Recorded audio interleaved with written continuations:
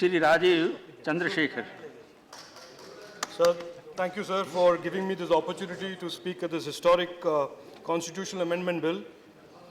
Sir, we are all agreed in this House that our country's challenges of poverty and equitable development can only be addressed through sustained high economic growth, creating for the government the necessary economic headroom to expand and direct its welfare spending for those who truly need it.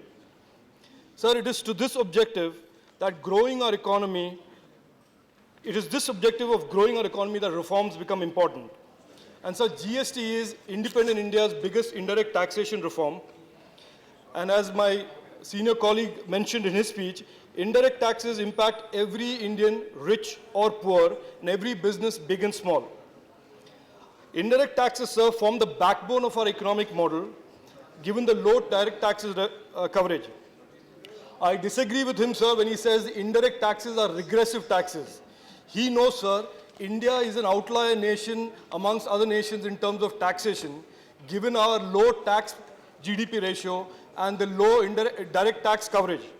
So indirect taxes become very important, sir, and reforming and simplifying indirect taxes therefore become very important to making the lives of consumers, citizens and businesses easier. So let me just quickly make 4 points in support of GST. Many of my colleagues have already mentioned this, but let me repeat them anyway, sir.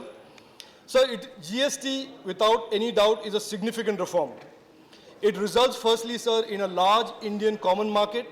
There is enough evidence to show that a large common market creates economic growth, more jobs, wider choice of products and services for consumers, less corruption and red tape. There is enough empirical evidence from economists and studies that show that GST reform would expand our economy by 1 to 2%. So the second point is that apart from creating transparency and ease to consumers, GST and the creation of this large Indian common market makes it much easier for small businesses in terms of complying on interstate trade. The intimidating task of complying with and paying 14 to 16 different taxes, which will now stand reduced to a state GST and a central GST.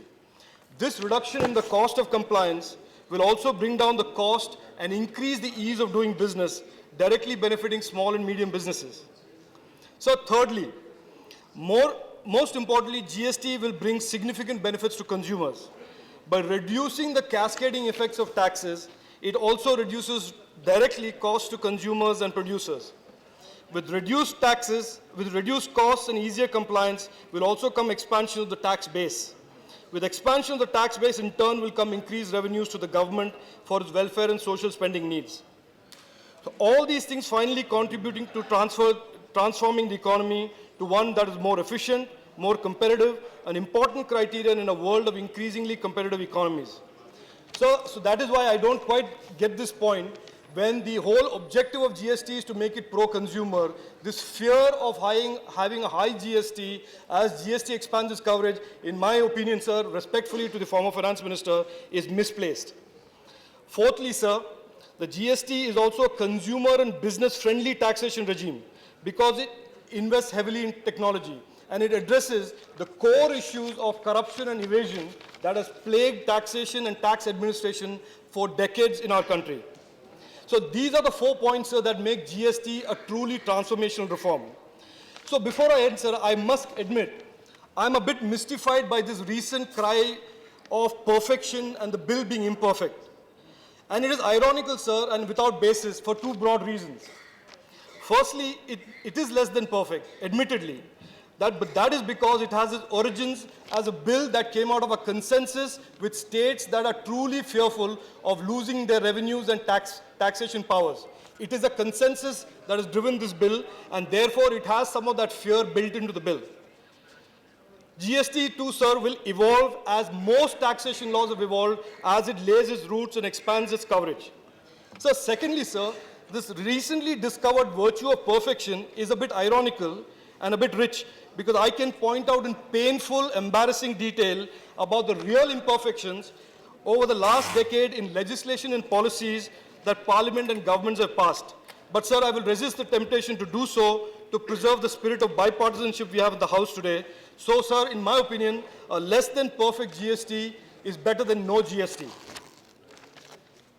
So we have already missed the deadline of 1st April 2016 for implementing the GST because of the political football of the last 3 sessions. I hope now, sir, with this consensus, the focus will move to executing well so the April 1, 2017 deadline may be met. Let me end, sir. I can see you pointing at me, so let me end. This year, 2016, sir, marks 25 years of economic liberalization, a milestone in India's economic history.